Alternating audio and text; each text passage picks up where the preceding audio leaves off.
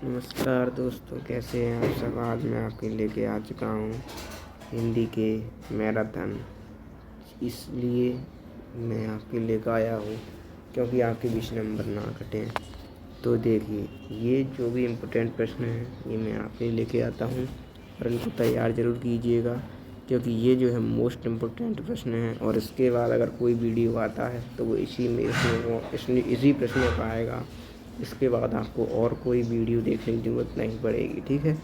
तो चलिए आज इन प्रश्नों को तैयार कर लेते हैं, ठीक है। और ये हिंदी का मैराथन वीडियो है आपके लिए। इसके बाद आपको कोई वीडियो नहीं देखना है, ठीक है। चलिए इस वीडियो को देखते हैं। पहला प्रश्न पर आते हैं। चलिए तो आ जाते हैं अपने पहले प्रश्न पर। हम लोग जो हैं आपका टाइम वेस्ट नहीं करेंगे और जो है हम आपका प्रश्न बोलते जाएंगे, आंसर बताते जाएंगे। इसीलिए मैंने गोला बना लिया है आपके आंसरों पर। आप तुरंत स्क्रीनशॉट इसका ले लीजिए, उसके बाद आंग ले लीजिएगा, ठीक है। और जो मैं आपको कुछ ऐसे प्रश्न हैं जो मैं आपको SW में दूंगा वो भी करेंगे। तो चलिए आज का ये मैराथन वीडियो स्टार्ट करते हैं। देखिए पहले प्रश्न स्टार्ट करते हैं। वो थोड़ा ले लेते हैं कलर वलर बढ़िया आपको लगे इसलिए, ठीक है। पहला प्रश्न पर आते हैं, ठीक है। हिंदी का प्रथम उपन्यास की बात करता है। हिंदी का प्रथम उपन्यास, ठीक है। हिंदी का प्रथम उपन्यास है। हिंदी का प्रथम उपन्यास, ठीक है। हिंदी का प्रथम उपन्यास पूछता है तो कहेंगे परीक्षा गुरु हिंदी का प्रथम उपन्यास है, ठीक है। हिंदी का प्रथम उपन्यास परीक्षा गुरु। हिंदी का प्रथम नाटक है। हिंदी का प्रथम नाटक नहुस है। हिंदी साहित्य का प्रथम कवि माना जाता है। हिंदी साहित्य का प्रथम कवि माना जाता है सरहप्पा को माना जाता है, ठीक है। ये प्रश्न ऐसे प्रश्न हैं तो चाहे तो आप साथ साथ याद करते रहिए। हिंदी का प्रथम उपन्यास है। हिंदी का प्रथम उपन्यास परीक्षा गुरु है। हिंदी का प्रथम उपन्यास परीक्षा गुरु है। ऐसे 4 बार बोलिए, हिंदी का प्रथम उपन्यास परीक्षा गुरु, ठीक है। हिंदी का प्रथम उपन्यास परीक्षा गुरु। हिंदी का प्रथम नाटक है। हिंदी का प्रथम नाटक है नहुस। हिंदी का प्रथम नाटक नहुस है। हिंदी का प्रथम नाटक नहुस है।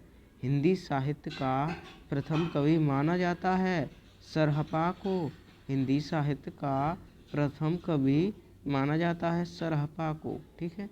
हिंदी साहित्य का प्रथम कवि माना जाता है सरहप्पा को, ओके। चलिए अगले पर चलते हैं। अगला प्रश्न क्या है। अगला प्रश्न है हमारे पास, हिंदी की प्रथम कहानी है। हिंदी की प्रथम कहानी है इंदुमती। हिंदी की प्रथम कहानी इंदुमती है। हिंदी की प्रथम कहानी इंदुमती है। हिंदी की प्रथम कहानी इंदुमती है, ठीक है। और मैं आपको इस वीडियो में एक चीज़ और बताना चाहता हूँ कि ये 10th और 12th दोनों के लिए इम्पोर्टेंट है ये सारे प्रश्न, ठीक है। हिंदी का प्रथम महाकाव्य है। हिंदी का प्रथम महाकाव्य पृथ्वीराज रासो है। हिंदी का प्रथम महाकाव्य पृथ्वीराज रासो है। हिंदी का प्रथम महाकाव्य पृथ्वीराज रासो है। हिंदी का प्रथम महाकाव्य पृथ्वीराज रासो है। हिंदी की प्रथम कहानी है इंदुमती। हिंदी की प्रथम कहानी इंदुमती है। रानी केतकी कहानी के लेखक इंशाअल्लाह खां हैं, है ना। रानी केतकी की कहानी के लेखक इंशाअल्लाह खां हैं। चलिए अगला प्रश्न क्या है। फोर्ट विलियम कॉलेज कहाँ स्थित है। फोर्ट विलियम कॉलेज कलकत्ता में स्थित है। फोर्ट विलियम कॉलेज कलकत्ता में स्थित है। फोर्ट विलियम कॉलेज कलकत्ता में स्थित है। ध्रुव स्वामिनी नाटक के लेखक हैं। ध्रुव स्वामिनी नाटक के लेखक जयशंकर प्रसाद जी हैं। ध्रुव स्वामिनी के लेखक जयशंकर प्रसाद जी हैं। विधा कौन सी है ध्रुव स्वामिनी नाटक है, ठीक है। निम्नलिखित में से नाटक है, निम्नलिखित में से चंद्रगुप्त नाटक है, निम्नलिखित में से चंद्रगुप्त नाटक है, निम्नलिखित में से चंद्रगुप्त नाटक है। अगला प्रश्न, आवारा मसीहा की रचना विधा है। आवारा मसीहा जीवनी विधा है। आवारा मसीहा जीवनी विधा है। दिनकर के पत्र का प्रकाशन वर्ष है। दिनकर के पत्र का वर्ष 1981 है। वर्ष 1981। अज्ञे जी की रचना है हरी घास पर छड़वर। हरी घास पर छड़वर, ठीक है। अज्ञे जी की रचना है हरी घास पर छड़वर। अगला है तार सप्तक का प्रकाशन वर्ष है। तार सप्तक का प्रकाशन वर्ष है वर्ष 1943। तार सप्तक का प्रकाशन वर्ष 1943। तार सप्तक के प्रवर्तक हैं अज्ञे जी, सच्चिदानंद, हीरानंद, वात्स्यायन। अज्ञे जी, ठीक है। आगे है जलियांवाला बाग हत्याकांड कब हुआ? तो जलियांवाला बाग हत्याकांड वर्ष 1919 में हुआ। कब हुआ? वर्ष 1919 में हुआ, ठीक है। आगे है क्या? डिप्टी कलेक्ट्री के लेखक जी हैं। डिप्टी कलेक्ट्री के लेखक अमरकांत जी हैं। डिप्टी कलेक्ट्री के लेखक हैं, ठीक है। 100 अज्ञान एक सुजान के लेखक, ये भी इम्पोर्टेंट है। 100 अज्ञान एक सुजान के लेखक कौन हैं? बालकृष्ण भट्ट जी हैं। बालकृष्ण भट्ट। 100 अज्ञान एक सुजान, ये सारे जो इम्पोर्टेंट प्रश्न हैं इनको याद करते चलिए। डिप्टी कलेक्ट्री के लेखक अमरकांत जी, ठीक है। जैसे मैंने पहला बोला डिप्टी कलेक्ट्री के लेखक अमरकांत जी, तो आपके दिमाग में क्लिक हो जाना चाहिए कि जो डिप्टी कलेक्ट्री के लेखक हैं वो हैं अमरकांत जी। डिप्टी कलेक्ट्री के लेखक अमरकांत जी, ठीक है। 100 ज्ञान एक सुजान के लेखक बालकृष्ण। 100 ज्ञान एक सुजान, 100 ज्ञान एक सुजान, 100 ज्ञान एक सुजान, ठीक है। बोलिए 100 ज्ञान एक सुजान के लेखक बालकृष्ण भट्ट। 100 ज्ञान एक सुजान के लेखक बालकृष्ण भट्ट। 100 ज्ञान एक सुजान के लेखक बालकृष्ण भट्ट। 100 ज्ञान एक सुजान के लेखक बालकृष्ण भट्ट, ठीक है।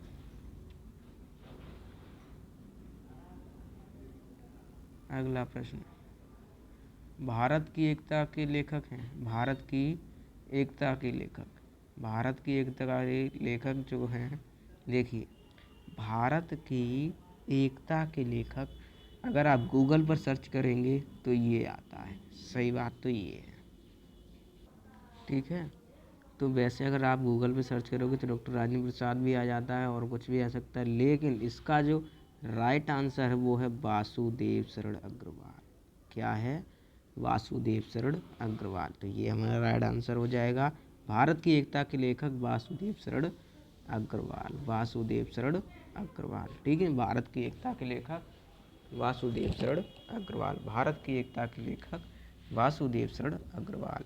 स्कंदगुप्त नाटक के लेखक, स्कंदगुप्त क्या है? नाटक है। आप जान गए, है ना? जान के आ गए स्कंदगुप्त क्या है। एकदम गाने के साथ और मज़े के साथ इन प्रश्नों को तैयार कीजिए तो जल्दी होंगे। कि स्कंदगुप्त नाटक के लेखक, है ना? स्कंदगुप्त, देखिए अभी मैं करवा देता हूँ। स्कंदगुप्त नाटक के लेखक, ठीक है। स्कंदगुप्त नाटक के लेखक कौन है? जयशंकर प्रसाद, ठीक है। स्कंदगुप्त नाटक के लेखक कौन है? जयशंकर प्रसाद, ठीक है। स्कंदगुप्त नाटक के लेखक जयशंकर प्रसाद। निम्नलिखित में से प्रो सुंदर जी की रचना है। निम्नलिखित में से प्रो जी सुंदर रेड्डी, प्रो जी सुंदर रेड्डी, ठीक है। प्रो जी सुंदर रेड्डी की रचना है। तो निम्नलिखित में से प्रो जी सुंदर रेड्डी की रचना कौन सी है? निम्नलिखित में से प्रो जी सुंदर रेड्डी की रचना धरती के फूल है। कौन सी है? धरती के फूल, धरती के फूल।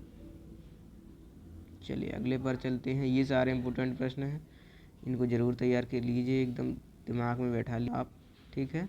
चलिए क्या है, एक मिनट, निम्नलिखित में से हजारी प्रसाद द्विवेदी की रचना नहीं है। नहीं है कहा है, ध्यान से पढ़ना, ठीक है। निम्नलिखित में से हजारी प्रसाद द्विवेदी की रचना नहीं है, ये कहा है, ये नहीं बल्कि नहीं है। तो निम्नलिखित में से हजारी प्रसाद द्विवेदी की रचना विल्लेश्वर बकरिया नहीं है, ठीक है।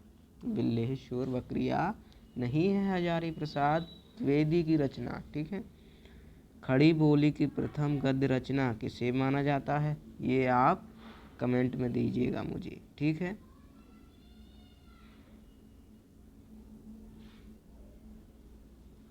फिर भी मैं चलो इसका आंसर आपको बता देता हूँ, आप कहाँ ढूंढोगे। तो खड़ी बोली की प्रथम गद्य रचना चंद छंद वर्णन की महिमा, ये है, ठीक है। चंद छंद वर्णन की महिमा, ओके। चंद छंद, इतना प्यारा नाम है, चंद छंद वर्णन की महिमा, है ना। चलिए अगले प्रश्न पर चलते हैं। अगला प्रश्न, भाग्य और पुरुषार्थ के लेखक हैं। भाग्य और पुरुषार्थ के लेखक जैनेन्द्र कुमार जी हैं। भाग्य और पुरुषार्थ के लेखक जैनेन्द्र कुमार जी हैं। भाग्य और पुरुषार्थ के लेखक जैनेन्द्र कुमार जी हैं, ठीक है। नासिकेतोपाख्यान के लेखक कौन हैं। नासिकेतोपाख्यान के लेखक सदल मिश्र जी हैं।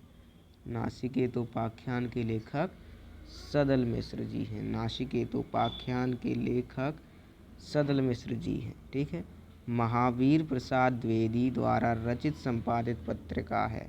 तो महावीर प्रसाद द्विवेदी द्वारा रचित सरस्वती पत्रिका है, ठीक है। कौन सी पत्रिका है, सरस्वती, है ना। सरस्वती हजारी प्रसाद द्विवेदी की दोहा, है ना। हजारी प्रसाद द्विवेदी की है सरस्वती, ठीक है। अगला प्रश्न ये थोड़ा रिपीटेड हो गया है शायद। स्कंदगुप्त नाटक के लेखक हैं जयशंकर प्रसाद, ठीक है। सूतपुत्र नाटक के रचनाकार हैं, ये इम्पोर्टेंट प्रश्न है आपके लिए।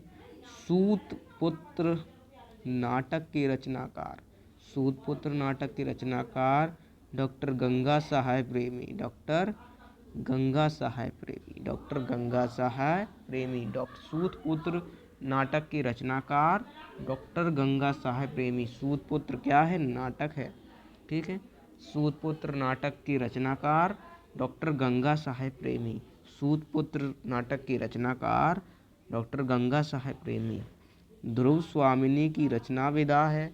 ध्रुव स्वामिनी की रचना विधा है, ऐसे बोलिए आप भी कि ध्रुव स्वामिनी की रचना विधा नाटक है। ध्रुव स्वामिनी की रचना विधा नाटक है। ध्रुव स्वामिनी की रचना विधा नाटक है। ध्रुव स्वामिनी की रचना विधा नाटक है। चलिए आगे, है ना, आगे बढ़ते हैं। अगला प्रश्न क्या है, हिंदी एकांकी के जनक माने जाते हैं। जो हिंदी एकांकी है इसके जनक कौन है। हिंदी एकांकी के जनक राम कुमार वर्मा माने जाते हैं। हिंदी एकांकी के जनक राम कुमार वर्मा माने जाते हैं। हिंदी एकांकी के जनक राम कुमार वर्मा माने जाते हैं। कौन माना जाता है हिंदी एकांकी का जनक, राम कुमार वर्मा। हिंदी एकांकी के जनक कौन माने जाते हैं, राम कुमार वर्मा। बाण भट्ट की आत्मकथा, बाण भट्ट की आत्मकथा ये एक रचना है, ठीक है। बाण भट्ट की आत्मकथा, ये इसके लेखक कौन है। बाण भट्ट की आत्मकथा हजारी प्रसाद द्विवेदी की रचना है, ठीक है। बाण भट्ट की आत्मकथा हजारी प्रसाद द्विवेदी जी की रचना है, बाण भट्ट की आत्मकथा। परीक्षा गुरु के रचयिता लाला श्रीनिवास दास। परीक्षा गुरु के रचयिता लाला श्रीनिवास दास। परीक्षा गुरु के रचयिता लाला श्रीनिवास दास, ठीक है। इन प्रश्नों को एकदम जोर से तैयार कर लीजिए, इनको आपके दिमाग से निकलना नहीं चाहिए, ठीक है। इम्पोर्टेंट प्रश्न है बहुत ही, मैं ढूंढ के लाया हूँ आपके लिए। तो ये अगर आपके दिमाग से निकल गए, पेपर से चले गए, तो फिर क्या फ़ायदा, है ना। निम्नलिखित में से कौन सी रचना उपन्यास है, अरे सॉरी उपन्यास नहीं है, ठीक है, उपन्यास नहीं है, कहा है ये भी ध्यान देना है एग्जाम में। तो देखिए, परीक्षा गुरु उपन्यास है, तितली उपन्यास है, गबन उपन्यास है, अशोक के फूल उपन्यास नहीं है, ठीक है। तितली उपन्यास है। तितली उपन्यास के रचनाकार हैं जयशंकर प्रसाद। तितली उपन्यास के रचनाकार हैं जयशंकर प्रसाद। कर्मभूमि किस विधा की रचना है, कर्मभूमि किस विधा की रचना है, कर्मभूमि उपन्यास है, कर्मभूमि उपन्यास है। अगले पेज पर चलते हैं। क्या है, नमक का दरोगा के कहानीकार, नमक का दरोगा के कहानीकार प्रेमचंद जी हैं। नमक के दरोगा के कहानीकार प्रेमचंद जी हैं। नमक का दरोगा के कहानीकार प्रेमचंद जी हैं। नमक का दरोगा के कहानीकार प्रेमचंद जी हैं। नमक का दरोगा के कहानीकार प्रेमचंद जी हैं। भाषा और आधुनिकता निबंध के लेखक हैं। भाषा और आधुनिकता निबंध के लेखक हैं। तो भाषा और आधुनिकता निबंध के लेखक प्रोजी सुंदर रेड्डी हैं। प्रोजी सुंदर रेड्डी। भाषा और आधुनिकता के लेखक प्रोजी सुंदर रेड्डी। भाषा और आधुनिकता के लेखक प्रोजी सुंदर रेड्डी। भाषा और आधुनिकता के लेखक प्रोजी सुंदर रेड्डी। नमक का दरोगा के कहानीकार प्रेमचंद। चिंतामणि के रचनाकार आचार्य रामचंद्र शुक्ल, ठीक है।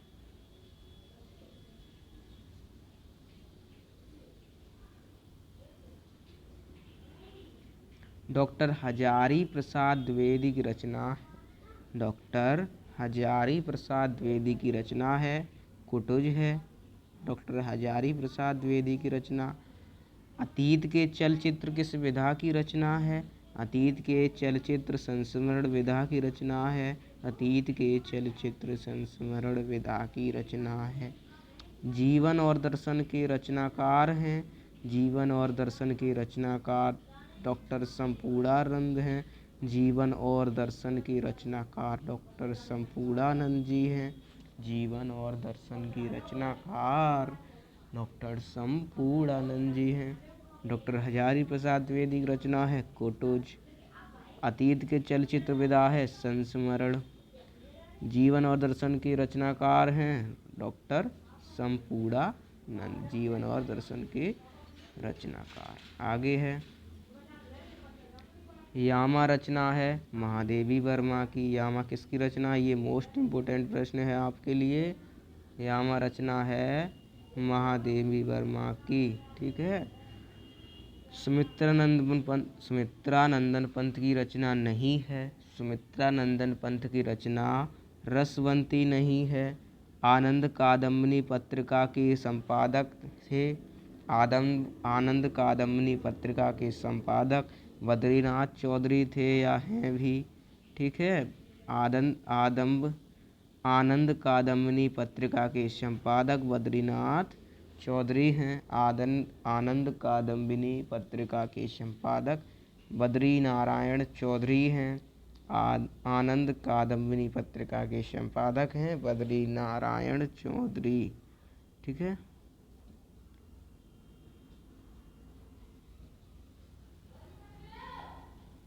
आगे है, अज्ञे जी की रचना है। अज्ञे जी की रचना है हरे घास पर क्षणभर। हरे घास पर क्षणभर। हरी घास पर क्षणभर। सुमित्रानंदन पंत को ज्ञानपीठ पुरस्कार मिला था। सुमित्रानंदन पंत को ज्ञानपीठ पुरस्कार मिला था। सुमित्रानंदन पंत को ज्ञानपीठ पुरस्कार चिदम्बरा कृति पर मिला था। किस पर मिला था, चिदम्बरा कृति पर, ठीक है। सुमित्रानंदन पंत को ज्ञानपीठ पुरस्कार चिदम्बरा कृति पर मिला था। श्रृंगार रस मंडन रचना के लेखक कौन हैं? श्रृंगार रस मंडन के लेखक कौन हैं? गोस्वामी विट्ठलनाथ। कौन हैं? गोस्वामी विट्ठलनाथ जी हैं। श्रृंगार रस मंडन के रचनाकार कौन है? श्रृंगार रस मंडन के रचनाकार गोस्वामी विट्ठलनाथ। क्या भूलूं क्या याद करूं नीड़ का निर्माण कर। क्या भूलूं क्या याद करूं नीड़ का निर्माण कर किस लेखक की रचना है? क्या भूलूं क्या याद करूं हरिवंश राय बच्चन जी की, है ना, हरिवंश राय बच्चन जी की। चलिए अगला प्रश्न क्या है? नमक का दरोगा के कहानीकार। नमक का दरोगा के कहानीकार बताइए, कमेंट कीजिए मुझे जल्दी से। आपके लिए ये प्रश्न रिपीट हो गया है आपके इसी क्वेश्चन में, और इसका आंसर मैं आपसे चाहता हूँ। ठीक है, विष्णु प्रभाकर की रचना है। विष्णु प्रभाकर की रचना है आवारा मसीहा। ठीक है, चलिए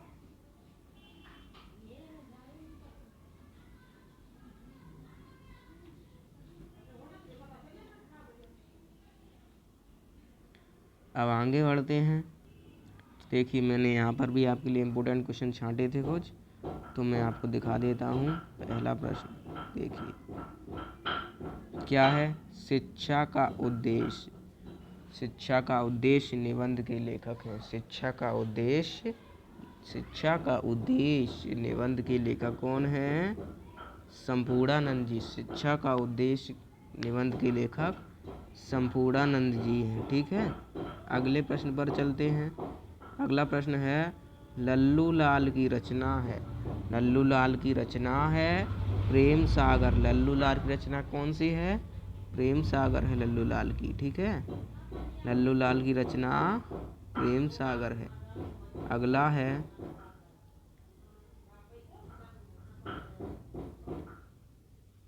पर्दा कहानी के लेखक हैं। पर्दा कहानी के लेखक कौन हैं? पर्दा कहानी के लेखक कौन हैं? इन चारों में से ऑप्शन में से एक है, जिसको आपको खुद ढूंढना है और कमेंट करना है। ठीक है, चलिए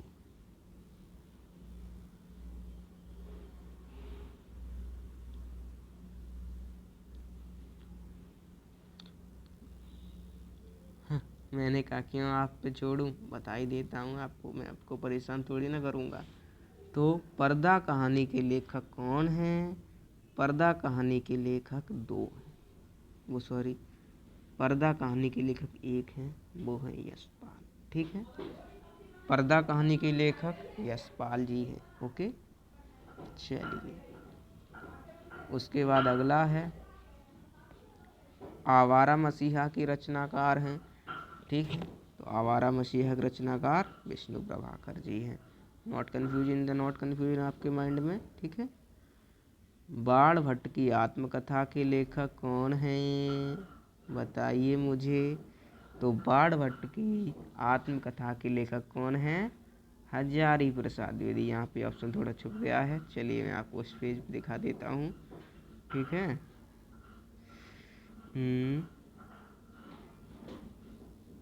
नॉट कन्फ्यूजन।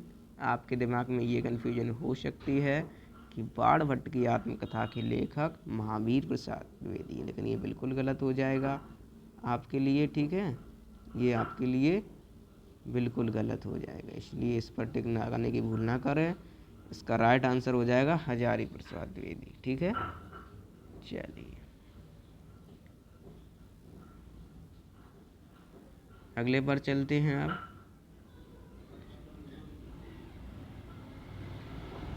अगला प्रश्न क्या है? देखिए कामायनी योग, अरे सॉरी टेढ़ी हो गई इसमें लाइन।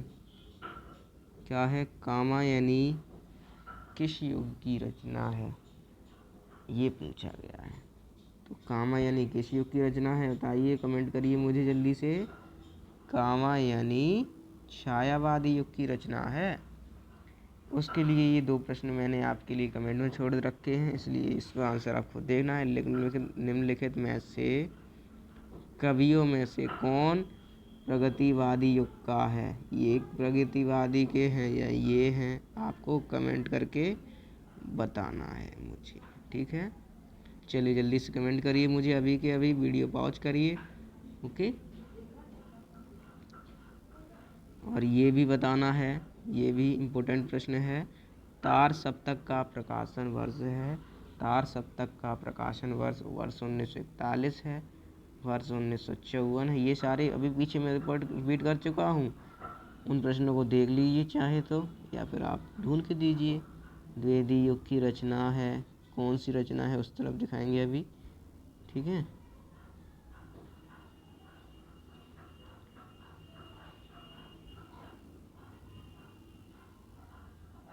चलिए तो मैं बता देता हूँ, निम्नलिखित में से कौन प्रगतिवादी युग का कवि है? तो निम्नलिखित में से रामधारी सिंह दिनकर प्रगतिवादी युग के हैं। रामधारी सिंह दिनकर प्रगतिवादी युग के हैं, ठीक है। नॉट कन्फ्यूजन लाना अपने दिमाग में बिल्कुल भी।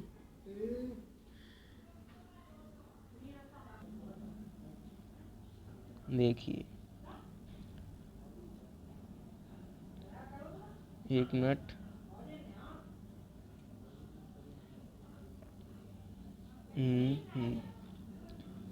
तो मैंने पूछा था द्विवेदी युग की रचना नहीं है, तो कामा यानी द्विवेदी युग की रचना नहीं है, ठीक है।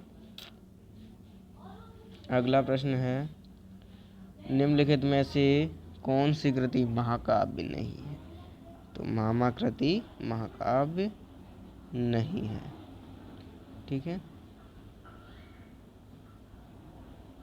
और फिर अगले वीडियो में मिलेंगे आप, तब तक ऐसा आपने वॉच किया, धन्यवाद। वीडियो देखने के लिए लाइक करिए, शेयर करिए आपकी इच्छा हो तो, ना ही तो आप खुद ही एक लाइक कर दीजिए, आपको अच्छा लगा होगा वीडियो तो, ठीक है। फिर मिलते हैं अगली वीडियो में ऐसे ही मोस्ट इम्पोर्टेंट प्रश्नों के साथ। लेकिन आप इन प्रश्नों को तैयार कर लीजिए यार, मैं क्यों कैसे आपसे कहूँ कि ये मोस्ट इम्पोर्टेंट प्रश्न हैं आपके लिए बोर्ड परीक्षा के लिए, ठीक है। मिलते हैं फिर नेक्स्ट वीडियो में, तब तक के लिए बाय बाय। अच्छे रहिए, स्वस्थ रहिए, मस्त रहिए, ठीक है। चलिए।